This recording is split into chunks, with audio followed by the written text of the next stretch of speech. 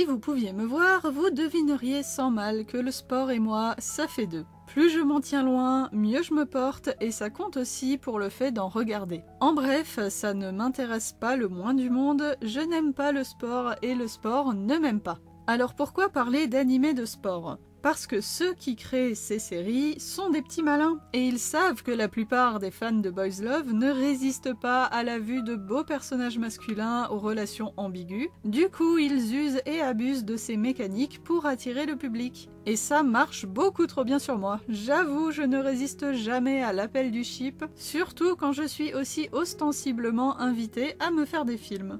Du coup, j'ai décidé de vous partager mes 10 animés de sport préférés en espérant vous en faire découvrir au moins un ou deux, même si la plupart sont très connus, comme celui par lequel on va commencer.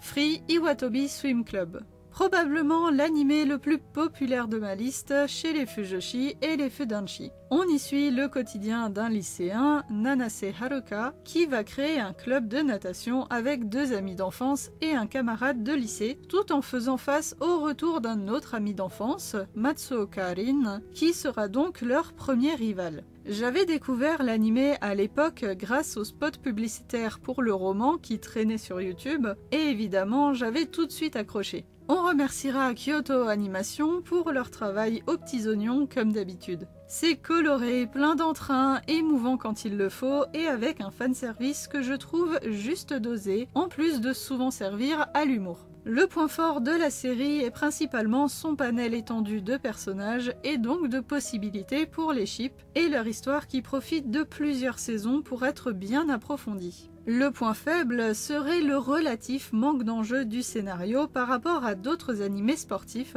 Il y a des compétitions et tout, mais le personnage principal se laissant beaucoup porter par le mouvement, la finalité au niveau de leur sport est moins présent qu'ailleurs, j'ai l'impression. Mais personnellement, ça ne m'a pas dérangé, comme vous pouvez vous en douter. Pour en revenir au personnage, mon chara-design préféré est celui de Kirishima Natsuya, et mon ship favori se compose de Yamazaki Sosuke et Matsuoka Rin. On reste dans l'environnement liquide avec le prochain animé, Remain. Il s'agit d'une histoire originale centrée sur Kiyomizu Minato, un adolescent qui est victime d'un accident de la route au retour d'une compétition de water-polo et qui va passer plusieurs mois dans le coma. À son réveil, il a non seulement perdu presque une année entière de vie, mais surtout 3 ans de souvenirs. Cet ancien champion voué à un brillant avenir sportif se souvient à peine comment nager correctement, mais un concours de circonstances va l'obliger à reprendre son sport de prédilection, auquel il va vite reprendre goût grâce à une toute nouvelle équipe, haute en couleurs et en slip de bain. Honnêtement, j'ai eu un peu de mal à accrocher aux 2 premiers épisodes, mais une fois la machine lancée, ça s'est avéré bien plus sympathique que ce que je ne pensais. L'amnésie du personnage principal n'est pas qu'un prétexte et reste centrale au scénario. Les péripéties tournent autour du début à la fin, donc malgré la lenteur au démarrage, je ne regrette pas d'avoir persévéré jusqu'au bout. Le point fort, c'est cette originalité, le fait que les autres personnages ont quand même chacun leur moment pour briller malgré le format court, et la densité de ce qui se passe autour de Minato, avec sa personnalité d'avant l'accident qui s'oppose totalement à celle d'après, ce qui change complètement ses rapports avec les autres personnages quand ils y font face. Le point faible, ce serait le changement très brusque qui arrive à l'épisode 8. C'est très inattendu et sur le coup j'ai été plus agacée qu'agréablement surprise. Heureusement tout de même que l'animé assume complètement ce revirement et fait du coup un choix audacieux pour la fin qui conclut très bien l'arc du personnage concerné. D'ailleurs, concernant les personnages en général, mon chara-design préféré est celui de Kawakubo Chinu et mon ship favori se compose de Inomata Babayaro Yutaka et Ushimado Yoshiharu. Restons sur un jeu de ballon, mais hors de l'eau cette fois, avec Haikyuu. Comme pour Free, c'est un incontournable quand on parle d'anime de sport, mais pas seulement pour les fans de Boys Love cette fois. Hinata Shoyo, en plus d'être l'un des personnages les plus mignons de tous les temps, est aussi fan de volleyball, et après avoir passé toute la période du collège à devoir jouer tout seul, faute de réussir à réunir une équipe, il entre finalement dans un vrai club à son arrivée au lycée. Il devra alors faire face à l'handicap que peut représenter sa petite taille dans ce sport, mais trouvera le moyen moyen de le contourner grâce à son équipe et particulièrement son ancien rival et nouveau partenaire, le génie solitaire Kageyama Tobio. Et c'est vachement bien, c'est beau, c'est bien animé, il y a des moments avec une intensité de dingue, les OST sont très cool, on adore. Mais pour moi, le vrai point fort de la série, c'est qu'on s'attache à fond aux personnages. Ils sont tous tellement appréciables, même ceux qui paraissent antipathiques au premier abord finissent par devenir touchants quand on laisse le temps au scénario de nous montrer leur histoire. C'est l'un des rares animés où je supporte tous les personnages, il n'y en a pas un que je déteste. Évidemment, j'en aime certains moins que d'autres, mais il n'y en a pas que je n'aime pas au moins un petit peu. Et vu leur nombre, ça relève presque de l'exploit. Par contre, il y a quand même un point faible, qui n'engage que moi, mais je trouve les matchs, surtout ceux de la fin, vraiment longs. C'est peut-être à cause de la redondance, vu qu'on voit beaucoup tourner les mêmes équipes, ou juste de mon désintérêt naturel pour le sport, mais voilà, parfois c'est trop long. Après, avec 4 saisons, il y a le temps, forcément. Pour en revenir à un sujet plus sympa, mon chara-design préféré est celui de Nishinoya Yu, et mon ship favori se compose de Kuro Tetsuro et Tsukishima Kei. Pour en finir avec les sports de ballon et les animés très connus, on va passer à Kuroko no Basket. Là, on est sur l'animé le plus tout public, si je puis dire, de la liste avec Haikyuu, je pense. En tout cas, ce sont ceux qui comportent le moins de fanservice et l'intérêt le plus poussé vers le sport au niveau des explications techniques. Il existe une génération miracle, nom donné à une équipe de basketball qui a éclaté à la fin de leur dernière année de collège et dont chacun des 6 membres se retrouve dans des lycées différents parce que sinon c'est pas drôle, ils pourraient pas s'affronter dans l'animé. Bon, en réalité, c'est surtout qu'ils sont devenus si forts indépendamment qu'ils n'ont plus de plaisir à jouer ensemble, car ils écrasent tous leurs adversaires les uns après les autres. Donc, ils se séparent et nous on va suivre le 6e membre, Kuroko Tetsuya, qui entre donc seul dans un nouveau lycée et va s'inscrire dans le club de basket en même temps que Kagami Taiga, un autre petit nouveau. Enfin petit... Bref, tous les deux vont venir grandement renforcer l'équipe de leur lycée et rencontreront petit à petit les autres membres de cette fameuse génération miracle. Et il leur faudra quand même 3 saisons et un film pour faire le tour. De mémoire, Kuroko no Basket est le premier animé uniquement centré sur le sport que j'ai regardé, et je suis franchement contente de l'avoir eu comme entrée en matière. C'est un bon animé avec des personnages et un scénario simple et bien construit qui sont agréables à suivre. Et son point le plus fort, c'est clairement Nigo, vous en conviendrez. Non, je ne dis pas ça juste parce que j'adore les chiens, pas du tout. Son point faible, par contre, ce serait plutôt que les capacités des personnages frôlent l'invraisemblable. Clairement, les mecs, c'est des super-héros, hein. Comme l'histoire s'inscrit dans un univers très réaliste, c'est parfois un peu trop, ça va loin, surtout sur la fin, mais ça n'entache pas le plaisir qu'on a en regardant la série dans sa globalité et en découvrant tous ces personnages haut en couleur. D'ailleurs, mon chara-design préféré est celui d'Akashi Seijuro, et mon ship favori se compose de Midorima Shintaro et Takao Kazunari.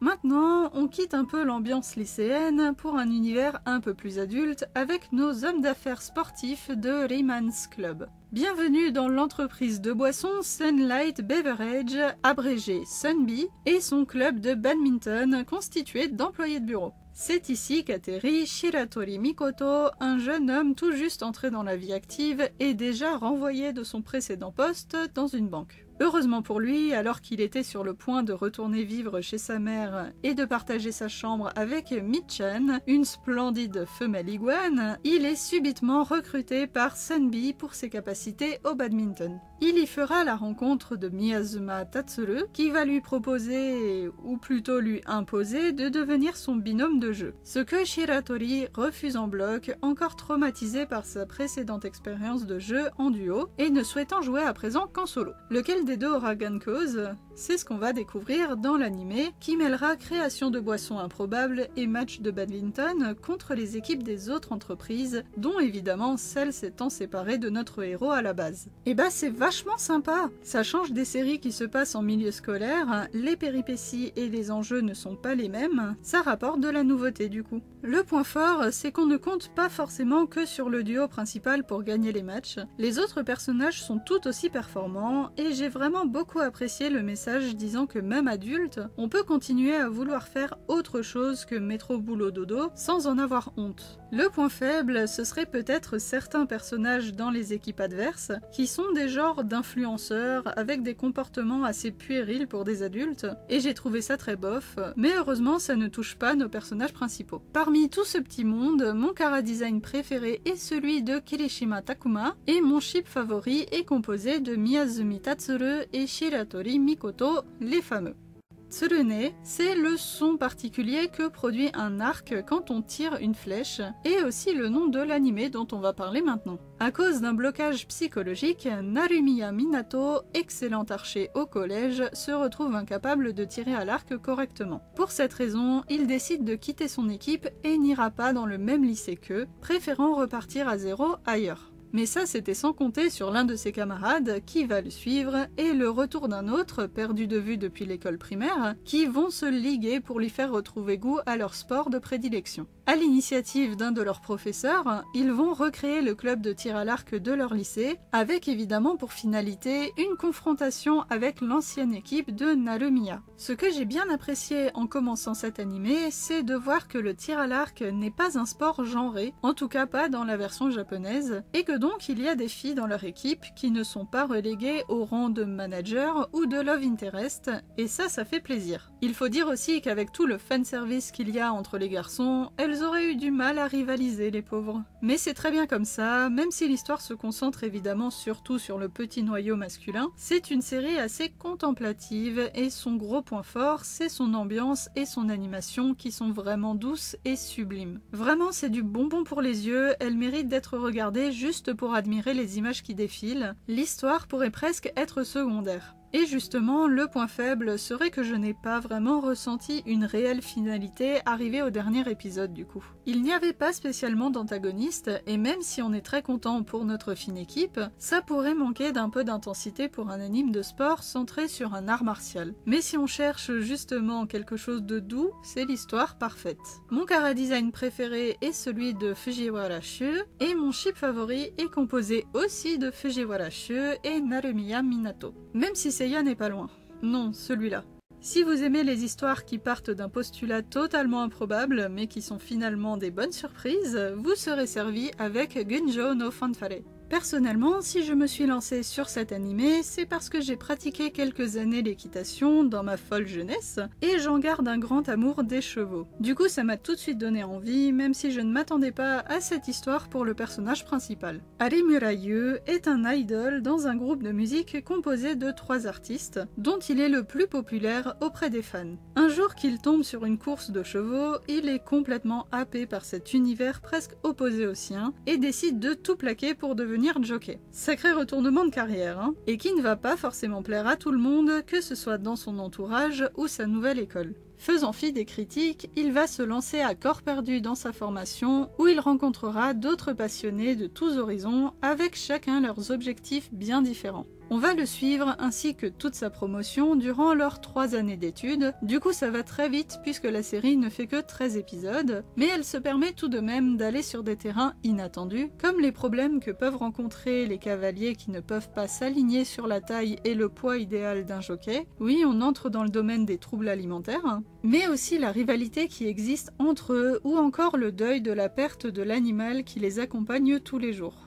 Vous vous en doutez, j'ai pas mal pleuré pour cette partie. Le point fort, c'est donc de nous présenter des aspects très divers qui tournent autour de la course hippique, sans tomber dans les classiques compétitions sportives entre les personnages qui, ici, finissent plutôt par chacun trouver leur voie et leur place sans forcément se suivre les uns les autres, ce qui est plutôt sympathique. Le point faible, ce sont les chevaux en 3D.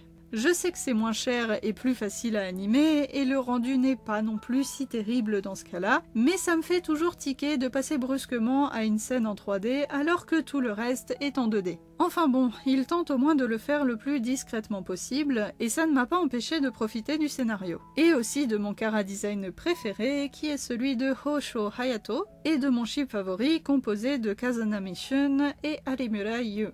À présent, on va revenir à des mécaniques un peu plus classiques avec Bakuten.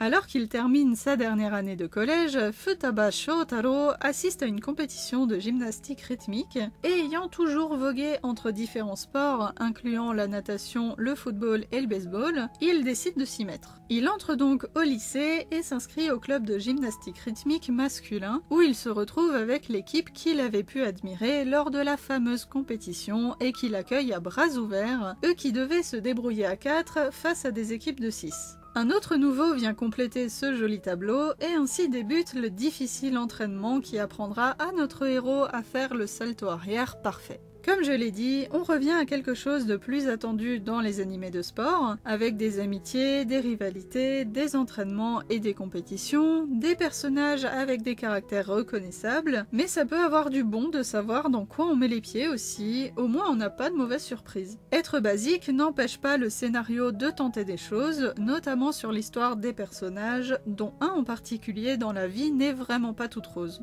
Mais le point fort de la série, ce n'est pas ça, c'est plutôt l'humour léger et l'ambiance générale très agréable. Les personnages qui composent notre petite équipe de gymnastes sont super attachants je trouve. On n'a qu'une envie, c'est d'être pote avec eux et de les rejoindre dans leur club, surtout quand on voit les efforts qu'ont fait les anciens pour le faire perdurer jusqu'à maintenant. Ah, et je sais que j'ai critiqué la 3D il y a pas 2 minutes, mais celle utilisée dans Baqten pour les chorégraphies n'est vraiment pas choquante, et les scènes sont tellement entraînantes que ça passe crème pour cette fois. Le point faible, ce serait plutôt le chara-design de mon point de vue. C'est loin d'être moche, mais je sais pas, je les trouve un peu trop ronds de visage et leurs cheveux leur font parfois une grosse tête. Mais leurs costumes, eux, sont super beaux, alors c'est pas bien grave. J'ai quand même un chara-design préféré, c'est celui de Misato Ryoya, et mon ship préféré est celui composé de ce fameux Misato Ryoya et Futaba Shotaro. Je suis sûre que vous l'attendiez, alors voilà, c'est le moment, on va parler de Yuri on Ice. C'est une institution chez les fans de Boys Love qui aiment les animés de sport, mais je vais quand même en parler pour ceux qui ne connaîtraient pas, et pour le plaisir aussi, parce que Yuri on Ice, c'est vachement bien quand même. Katsuki Yuri est un patineur artistique qui commence à glisser dangereusement sur la pente descendante du déclin artistique quand la vidéo d'une de ses performances sur la glace attire l'attention du célèbre Viktor Nikiforov, un patineur artistique de renom qu'il admire énormément. Leur rencontre sera le point de départ du renouveau de la carrière de Yuri, mais marquera aussi la floraison de sentiments inattendus. Car clairement, cette série peut quasiment être considérée comme du yaoi soft. Je veux dire, on a quand même nos 2 personnages principaux qui vont jusqu'à s'échanger des alliances, des bagues. Je veux bien croire à une amitié ambiguë jusqu'à un certain point, mais avec eux, la ligne est très clairement franchie et de loin. C'est presque criminel de jouer avec nos petits cœurs de fans comme ça. Et les autres personnages ne sont pas en reste, ils sont tous intéressants et avec chacun un style qui leur est propre au niveau sportif. Mais on sera tous d'accord pour dire que le gros point fort de la série, c'est la relation entre Viktor et Yuri, qui est juste trop belle, y a rien à redire. Et mention spéciale à Yurio et Otabek, surtout dans l'extra Welcome to the Madness, j'ai rarement vu une façon aussi sexy d'enlever des mitaines. Ça va, on vous dérange pas trop ? Le point faible, ce serait la répétition de certaines chorégraphies dans les compétitions. C'est sans doute normal, mais je crois que j'ai été un peu traumatisée par le postérieur d'un des personnages qu'on voit peut-être un peu trop souvent et d'un peu trop près à mon goût. Pour oublier ça, on va plutôt voir mon chara-design préféré, qui est évidemment celui de Viktor, encore plus quand il était jeune, et mon ship préféré est celui composé de Viktor et Katsuki Yuri. Je vous parlais de personnages uniques et haut en couleur, mais ils ne le seront probablement pas autant que ceux qu'on peut voir dans Skate The Infinity. Dans le domaine du skateboard, il n'existe pas de course plus palpitante que la secrète course S, où seuls les habitués peuvent participer, à moins d'avoir la chance, ou pas, d'y avoir été invités. Kian Reiki, bien que plus doué pour construire des planches que pour rouler avec, est un de ces habitués et fera un beau jour la rencontre de Hasegawa Ranga, snowboarder tout droit débarqué du Canada. Comme ça manque quand même vachement de neige à Okinawa, Ranga va se tourner vers le skateboard à son tour, et Reiki va lui apprendre les rudiments de ce sport, pour lequel son nouvel ami va se révéler rapidement être un petit génie, fort de ses 15 années d'expérience en sport de glisse. C'est une amitié forte et tumultueuse qui va commencer entre eux, entre affection et jalousie, alors que le créateur de la course S, le mystérieux Adam, s'intéresse un peu trop aux nouveaux venus. Si vous cherchez une série fun mais qui sait illustrer et utiliser les sentiments complexes de ses personnages, n'allez pas plus loin, vous avez trouvé. On ne s'ennuie pas un seul instant, le scénario est intéressant, suffisamment dramatique sans être tire-larme, et j'aime particulièrement le traitement de Reki, qui n'est pas forcément un héros parfait.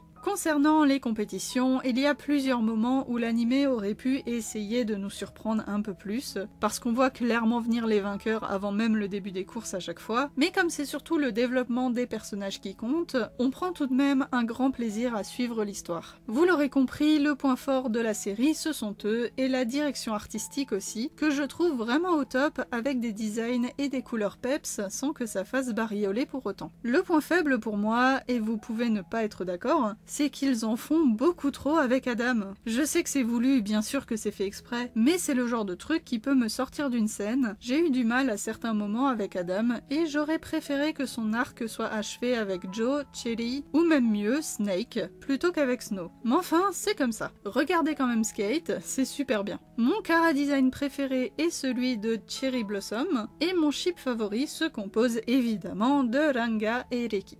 Et voilà, on a vu 10 animés de sport parfaits pour les yaoi addicts. N'hésitez pas à me dire lesquels vous préférez, vos ships favoris, et si vous aimez d'autres animés de sport. Merci à vous et félicitations pour avoir tenu jusque là. En attendant une prochaine vidéo, prenez soin de vous et au plaisir de vous retrouver dans un autre coin de la chaîne.